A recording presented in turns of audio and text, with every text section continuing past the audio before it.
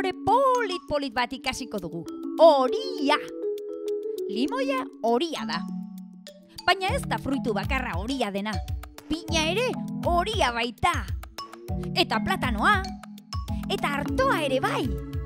Eguzkia horia eta handia da.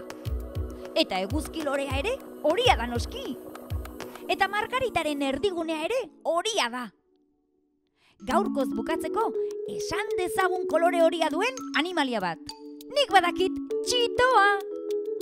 Ikusten duzu zenbat gauza diren hori kolorekoak? Begiratu zuen ingurura. Ziur beste 11 gauza hori aurkituko dituzuela. Hori bai, ez du balio nik esandakoak errepikatzea, Gogoratuko ditugu orain arte esandakoak?